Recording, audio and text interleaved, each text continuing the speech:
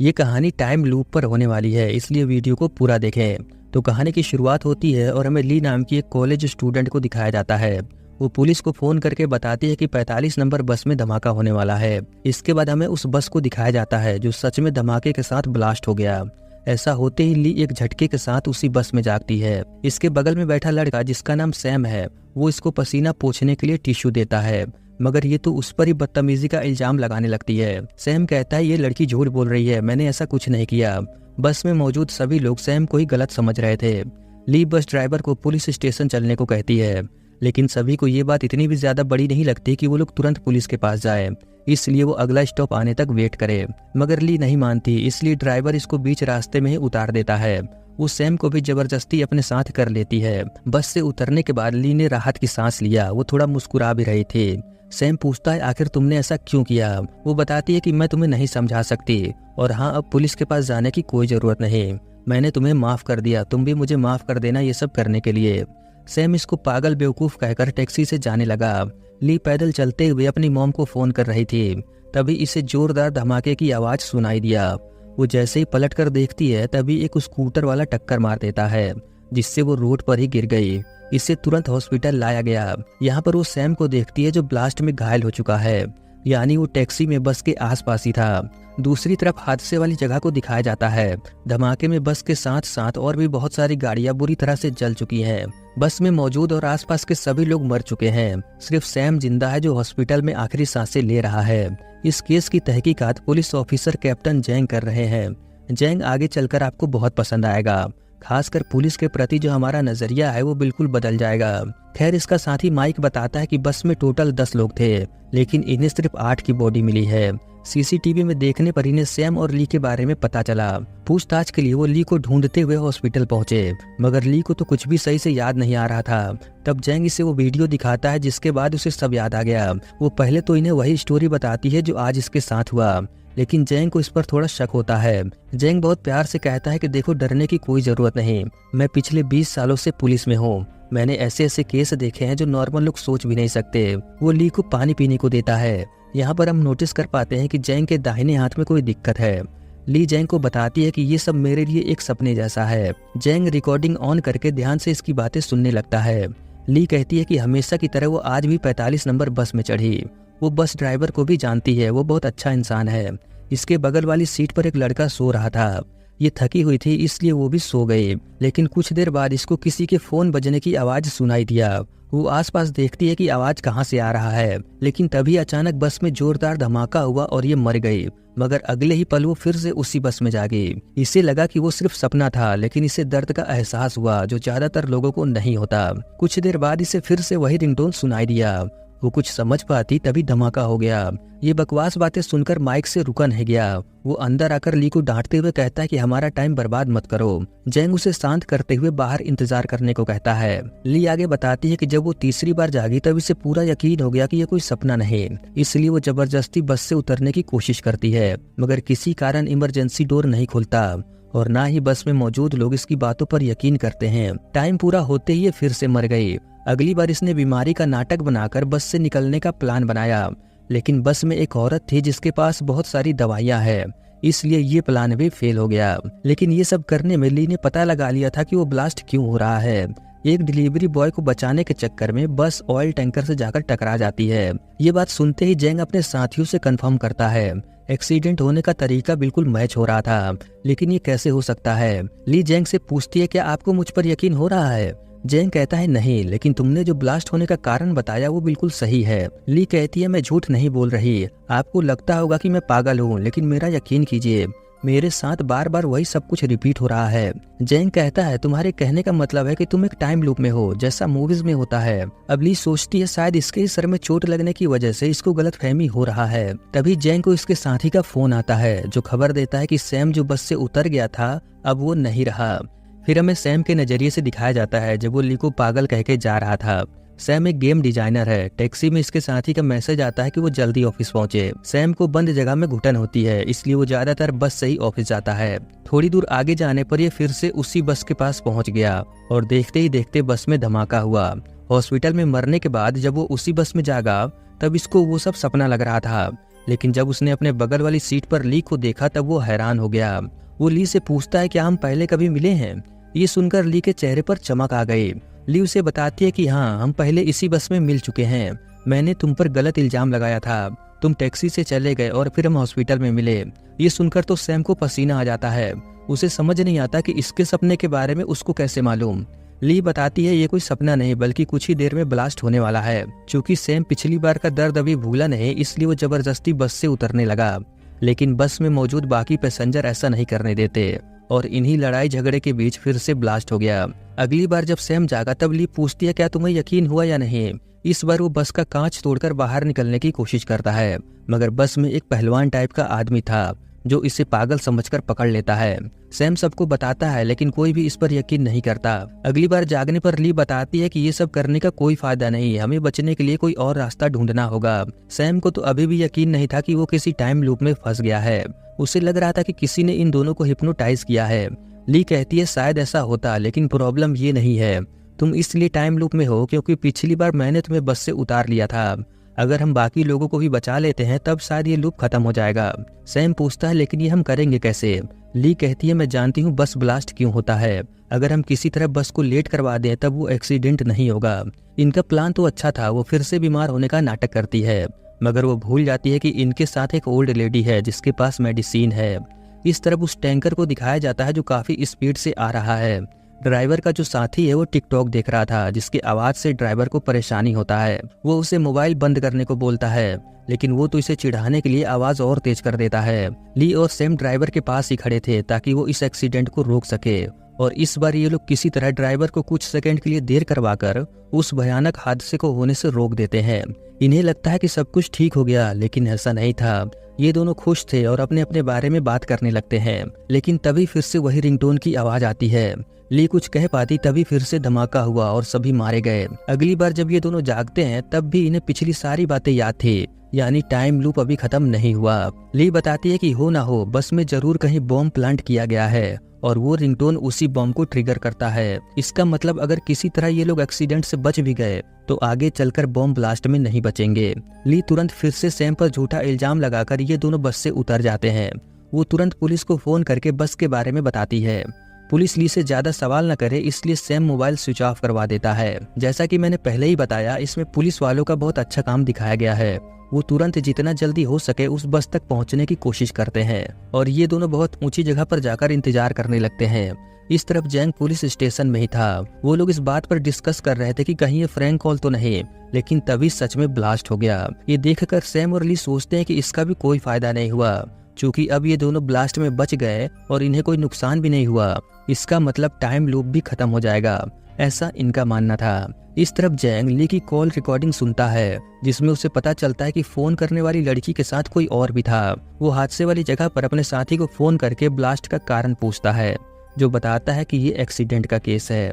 जैंग उसे ध्यान से चेक करने को कहता है क्योंकि ली ने उसे फोन पर बॉम्ब ब्लास्ट होने को कहा था। पूरी सच्चाई जानने के लिए इन्हें उन दोनों से पूछताछ करना होगा, क्योंकि अब हर जगह कैमरा लगा है तब वो जल्द ही पकड़े जाएंगे। बस इसी बात को लेकर सैम घबरा रहा था कि वो पुलिस को क्या बताएगा। अगर इसने सच कहा तब कोई भी इस पर यकीन नहीं करेगा, और ली ने तो ऐसा करके देख भी लिया है। ये दोनों बातें कर रहे होते हैं और जैंग अपने साथियों के साथ इन्हें पकड़ने के लिए आ रहा है। ये जानने की कोशिश करते हैं कि आखिर ये दोनों ही टाइम लूप में क्यों फंसे, कागज पर कितने बजे ब्लास्ट होता है और कितने बजे ये जागते हैं। ये सब कुछ लिखकर समझने की कोशिश कर रहे होते हैं कि तभी जैंग यहाँ पहुंच गया। सैम उस कागज को कचरे में डाल देता है। इसके बाद ये लोग पुलिस स्टेशन पहुंचे, जहां इन दोनों को अलग अलग रूम में बैठाकर पूछताछ किया जाने लगा। पुलिस को वो कागज मिल गया था जिससे वो कहीं का नक्शा समझ रहे थे। जैंग ली से पूछता है कि तुम्हें कैसे पता चला कि बस में बॉम्ब है, क्या तुमने कहीं सुना या कुछ देखा या फिर कोई स्मेल आई। ली बताती है ऐसा कुछ नहीं है। जैंग कहता है फिर क्या बात है, अगर तुम्हें किसी तरह पता भी चल गया तब तुमने ड्राइवर या बाकी लोगों को क्यों नहीं बताया, और इस नक्शे का क्या मतलब है। दूसरे रूम में सैम से भी यही सवाल किया जाता है।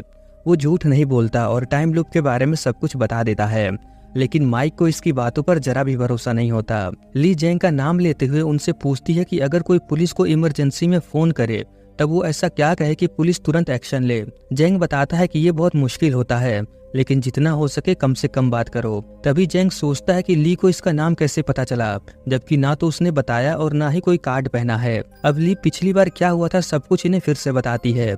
जेंग को यकीन हो जाए इसलिए वो इन्हें बताती है कि आपके एक हाथ में दिक्कत है और ये कागज कोई नक्शा नहीं बल्कि हम इस लूप को समझने की कोशिश कर रहे थे। हालांकि इस बार भी जेंग यकीन नहीं करता। इन दोनों का ब्लड जांच किया जाता है कि कहीं ये ड्रग तो नहीं लिए, लेकिन रिपोर्ट में ऐसा कुछ नहीं आता। इतनी देर में पुलिस वालों ने इन दोनों के बारे में सब कुछ पता लगा लिया है और एक बात, हादसे वाली जगह पर इन्हें बम होने का सबूत भी मिल गया है। अब पुलिस वालों को समझ नहीं आता कि वो क्या करें, क्योंकि सैम और ली की हर बात सच हो रही है, लेकिन ये सब टाइम लूप के कारण हो रहा है, ये मानना अभी भी मुश्किल है। थोड़ी देर बाद ली सो जाती है, लेकिन ऐसा होते ही वो फिर से उसी बस में जागी। इसके बगल में सैम भी था जो अभी सो रहा है। वो सबसे पहले टाइम चेक करती है, जिसमें पता चलता है कि ये हर बार कुछ मिनट आगे पीछे चली आ रही है। ये दोनों थोड़ी देर बातचीत नहीं करते क्योंकि इन्होंने हर चीज ट्राई करके देख लिया, मगर ये टाइम लूप खत्म नहीं हुआ और ना ही इन्हें उस बॉम्ब के बारे में पता चला। ली सोचती है कि चलो इस बार वो सबको बता देती है कि बस में बॉम्ब है, लेकिन इसके ऐसा कहते ही ब्लास्ट हो जाता है। इसका मतलब जिसने भी बॉम्ब रखा है या तो वो इसी बस में है या फिर वो इन्हें देख और सुन सकता है। इसलिए अब इन्हें एक एक करके सभी पैसेंजर को चेक करना होगा। सैम नोटिस करता है कि बस में सबसे पीछे एक लड़का बैठता है जो अपना चेहरा छुपा कर रखता है, लेकिन अभी वो बस में नहीं था। अगले स्टॉप पर वो बस में चढ़ा और ये दोनों उतर गए। ली तुरंत पुलिस को फोन करके बॉम्ब के बारे में बता देती है। सैम को ये आइडिया अच्छा नहीं लगता, इसलिए वो ली से दूर ही रहता है ताकि सीसीटीवी में वो इसके साथ नजर न आए। इधर पुलिस को खबर मिलते ही वो रोड ब्लॉक करके सभी को चेक करने लगते हैं। माइक और कुछ पुलिस वाले बस की तलाशी लेने के लिए सभी को एक एक करके उतरने को कहते हैं, मगर एक आदमी तुरंत बोरी में रखा सामान सही करने लगता है। माइक उसे रोकने के लिए भागता है, लेकिन तभी ब्लास्ट हो गया। जेंग थोड़ी दूर आगे वेट कर रहा था। इससे पता चला कि ब्लास्ट में कोई नहीं बचा, इसका साथी माइक भी मारा गया। वो इसके छोटे भाई जैसा था। इस तरफ सैम और ली इस बात पर बहस कर रहे थे कि इन्हें पुलिस को नहीं बताना चाहिए था। ली सैम को यहाँ से जाने को कहकर पुलिस को फोन कर देती है ताकि वो इसे लेकर जाए, क्योंकि छुपने से कोई फायदा नहीं, पुलिस इसे ढूंढ ही लेगी। सैम कहीं बैठकर लैपटॉप में बस धमाके की न्यूज देख रहा था। इधर ली से पूछताछ हुआ और उसने वही सब फिर से बताया। जेंग को यकीन नहीं होता कि इसको इन लोगों के बारे में इतना कैसे मालूम। वो ली को बताता है कि माइक भी उस धमाके में मारा गया। ये जानकर ली को बहुत दुख होता है। वो जेंग से माफी मांगती है कि ये सब उसकी गलती है, अगर इसने पुलिस को फोन न किया होता तो ऐसा कुछ ना होता। जेंग कहता है तुमने बिल्कुल सही किया, हर नागरिक को जिम्मेदार होना चाहिए, लेकिन अब सच बताओ तुम्हें कैसे मालूम चला। ये सीसीटीवी में सैम की वीडियो दिखाकर पूछते हैं कि वो इसे जानती है क्या। ली ने सोचा कि अगर ये बताएगी तब वो सैम को पकड़ लेंगे, इसलिए वो झूठ बोल देती है, लेकिन तभी दूसरी तरफ से सैम इसे फोन कर देता है। जेंग स्पीकर ऑन करके बात करने को बोलता है। सैम पूछता है कहाँ हो तुम। ली कहती है दोबारा फोन मत करना, मैं तुमसे ब्रेकअप करती हूँ। सैम कहता है अच्छा मैं समझ गया, तुम परेशान मत हो और सो जाओ, सब ठीक हो जाएगा। ये सुनकर तो जेंग हैरान हो जाता है, क्योंकि ऐसे कोड में बात तो क्रिमिनल करते हैं। इतना कहकर सैम फोन रख देता है। अब वो जल्दी यहाँ से भागने लगता है, क्योंकि पुलिस इसे पकड़ने के लिए निकल चुकी है। सैम नींद की दवा और ड्रिंक पीकर सोने की कोशिश करता है। तब तक जेंग इसे ट्रैक करके यहाँ पहुँच गया। वो इसे पुलिस स्टेशन ले जा रहे थे। सैम नशे में कहता है कि मुझे दोबारा उस बंद कमरे में नहीं जाना। थोड़ी देर बाद वो पुलिस की गाड़ी में ही सो जाता है और दूसरी तरफ ली भी सो गई। इस बार ली फैसला करती है कि अब वो पुलिस को फोन नहीं करेगी। उस बॉम्बर को ढूंढने के लिए ये दोनों लड़ाई का नाटक करके उस लड़के के पास आकर बैठ जाते हैं। मौका पाकर सैम उसका बैग चेक करने की कोशिश करता है, लेकिन तभी समय समाप्त हो गया। अगली बार ये फोटो खींचने का झूठा इल्जाम लगाकर उसका बैग चेक करते हैं। तभी उसे अस्थमा का अटैक पड़ा। उसकी हालत एकदम मरने जैसी हो गई, मगर फिर भी वो अपना बैग किसी को नहीं दिखा रहा था। तभी उसने बैग में हाथ डाला और धमाका हो गया। इस बार ये दोनों जानते थे कि बॉम्ब किसके बैग में है, इसलिए वो उस लड़के को बस में चढ़ने ही नहीं देते। बैग चेक करने पर इन्हें पता चला कि उसमें तो बिल्ली है, क्योंकि पालतू जानवरों को बस में लाना मना था, इसलिए वो छुपाकर ले जा रहा था। बॉम्ब ना मिलने पर ये बहाना बनाते हैं कि इनका बैग चोरी हो गया, जो इसके जैसा ही था। ये लोग बात कर ही रहे होते हैं कि तभी ब्लास्ट हो गया। इसका मतलब साफ था कि बॉम्ब किसी और के पास है। ली पता नहीं क्या सोचकर मुस्कुराने लगी। पूछने पर वो बताती है कि देखो मैंने तुम्हें बस से उतारा, तब तुम मेरे साथ इस टाइम लूप में फंस गए और अब हमने उस लड़के को बचा लिया। इसका मतलब अब वो भी हमारे साथ इस टाइम लूप में फंस जाएगा। अगर ऐसा हुआ तब हम एक टीम की तरह उस बॉम्बर को ढूंढ पाएंगे। सैम कहता है मुझे तो ऐसा नहीं लगता। इस तरफ उस लड़के को न्यूज में पता चलता है कि जिस बस में ये जाने वाला था वही ब्लास्ट हुआ है। तब ये अपने आप को बहुत लकी समझता है और मन ही मन सैम और ली को थैंक यू कहता है। बस में जितने भी लोग मारे गए उनके परिवार वाले पुलिस स्टेशन आए हुए थे। तभी वो लड़का इन्हें ढूंढते हुए यहाँ पहुंच गया। वो इनसे पूछता है क्या तुम लोगों को मालूम था कि बस ब्लास्ट होने वाला है, जिस पर ये मना करते हैं, मगर इनके चेहरे पर साफ साफ दिखाई दे रहा था कि ये झूठ बोल रहे हैं। इसलिए वो लड़का पुलिस को फोन करने जा रहा था। ली उसे रोकते हुए कहती है कि ये समझाना बहुत मुश्किल है, लेकिन हाँ ये हम जानते थे कि ब्लास्ट होगा। पूरी बात समझने के लिए वो इन्हें अपने घर ले आता है। असल में ये घर इसका नहीं बल्कि किराए पर लिया है, वो भी घर वालों से छुपाकर, क्योंकि इसकी मॉम को बिल्लियां पसंद नहीं। खैर ये दोनों इसे समझाना शुरू करते हैं ताकि कल जब ये भी टाइम लूप में आएगा तब इसे समझाना नहीं पड़ेगा। सारी बातें सुनकर वो तुरंत यकीन कर लेता है। असल में उसने इस तरह की बहुत सारी फिल्में देखी हैं और इस पर रिसर्च भी किया है। जाते समय ली पूछती है अगर कल तुम्हें कुछ याद न रहे तब मैं तुम्हें कैसे यकीन दिलाऊं। वो लड़का कहता है तुम मेरा पूरा नाम लेना, मैं यकीन कर लूंगा। इसका नाम वैसे तो बहुत बड़ा था लेकिन शॉर्ट में लूडी है। इसके बाद लूडी अपने घर चला आता है और ये दोनों एक होटल में जाकर रुकते हैं। लूडी की मॉम को इसके कपड़ों पर बिल्ली का बाल मिला, जिस पर वो इसे डांटने लगी। लूडी रोने लगा क्योंकि आज वो मरते मरते बचा और अगर ये मर गया होता तब इसकी बिल्लियों का कौन ख्याल रखता। इस बात से वो और भी दुखी था। वो अपने कमरे में जाकर आज जो कुछ भी हुआ सब कुछ अपनी डायरी में लिखने लगा। दूसरी side police CCTV footage check कर रही थी। उन्हें थोड़ा अजीब लगा, इसलिए वो लूडी को फोन करके पुलिस स्टेशन आने को कहते हैं। वो अपने डैड के साथ पुलिस के पास पहुंचा। घर में उसकी मॉम ने डायरी चेक किया तब वो बहुत डर गई। इस तरफ होटल में ली और सैम इंटरनेट पर सबूत ढूंढ रहे थे। इन्हें उस आदमी के बारे में पता चला जिसके पास एक बोरा है। वो एक्सीडेंट के जुर्मों में जेल में था, जो अभी अभी छूटा है। तभी इन्हें भी पुलिस का फोन आया। लूडी से जब पूछताछ हुआ तब उसने वही बताया जो जरूरी था। टाइम लूप या बॉम्ब के बारे में इसने कुछ भी नहीं कहा, मगर जेंग समझ जाता है कि वो पूरी बात नहीं बता रहा।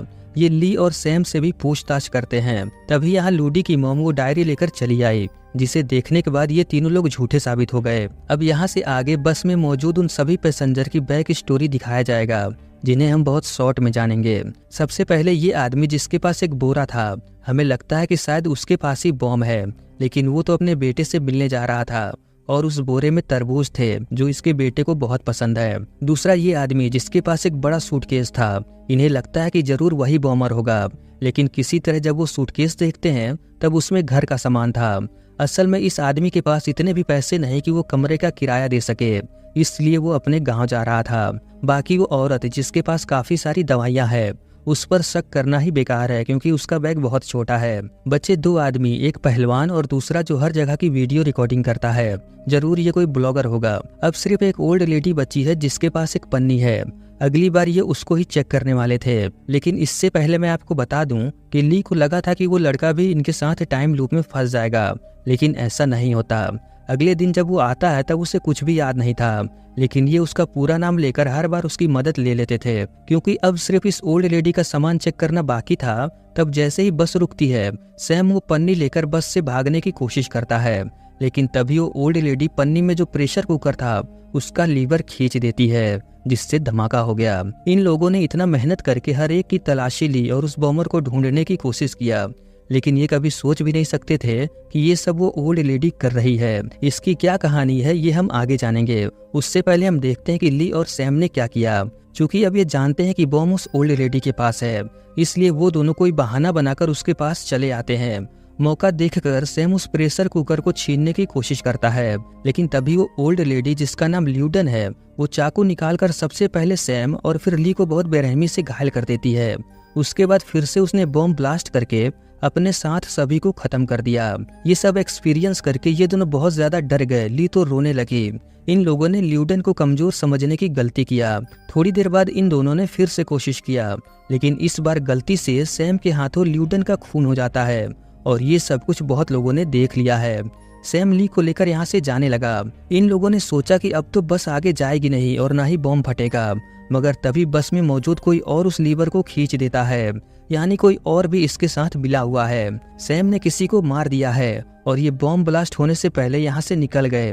पुलिस हर जगह इन्हें ढूंढ रही है। छुपने के लिए ये दोनों लूडी के प्राइवेट घर में जाते हैं, लेकिन ली जब सैम के लिए भेष बदलकर दवा लेने आई थी तभी वो जैंग को देख लेती है, जो इन्हें ढूंढते हुए अपने लोगों के साथ यहाँ पहुंच चुका है। फिर सैम ली को लेकर अपने दोस्त के घर आया। यहाँ भी थोड़ी देर ही रुके और ल्यूडन के बारे में जितना हो सके पता लगाया। खैर अगली बार जब ये जागते हैं तब मोबाइल में लिखकर बाकी लोगों को बताते हैं कि इन्हें क्या करना है, लेकिन मदद करने की बजाय वो लोग तो डर के मारे बस से उतरने लगे। ये देखकर वो समझ जाती है कि कुछ गड़बड़ है और वो लीवर खींच देती है। अगली बार ये सिर्फ लूडी और इस आदमी को बताते हैं। ली बस ड्राइवर को बहुत धीरे से जाकर बताती है कि जब वो इशारा करे तब बस को रोके। इधर सैम, लूडी और ये आदमी इसको पकड़ लेते हैं। अब वो ब्लास्ट नहीं कर सकती। ली ड्राइवर को बस रोकने को कहती है, मगर ल्यूडन चिल्लाते हुए कहती है कि वो बस न रोके और इन सबको मरने दे, तभी इनका बदला पूरा होगा। ये देखकर ली और सैम समझ जाते हैं कि ये भी इसके साथ मिला हुआ है। असल में ये दोनों पति पत्नी हैं। इस बार ली डायरेक्ट बस ड्राइवर से जाकर पूछती है कि ये दोनों ऐसा क्यों कर रहे हैं, मगर ये कुछ नहीं कहता और ल्यूडन धमाका कर देती है। इस बार ये बस से उतरकर ड्राइवर और उसकी पत्नी के बारे में पता लगाते हैं। सबसे पहले वो बस स्टैंड जाकर ड्राइवर का एड्रेस लेते हैं। उसके एक जानने वाले से पूछताछ पर इन्हें पता चला कि वो ड्राइवर जिसका नाम वैंग है वो तो बहुत अच्छा इंसान है, लेकिन उसकी पत्नी थोड़ी पागल सी है। अब इन्हें जानना था कि वो दोनों ऐसा क्यों कर रहे हैं, आखिर उनके साथ ऐसा क्या हुआ। ये जानने के लिए इनके पास सिर्फ एक ही रास्ता था। वो तुरंत पुलिस के पास जाकर जैंग को शुरू से लेकर अभी तक जो कुछ भी हुआ सब बता देते हैं। हालांकि पुलिस को इन पर यकीन नहीं, लेकिन इन लोगों ने जो कुछ भी बताया वो सब सच था। इसलिए पुलिस वाले वैंग के बारे में पता लगाते हैं।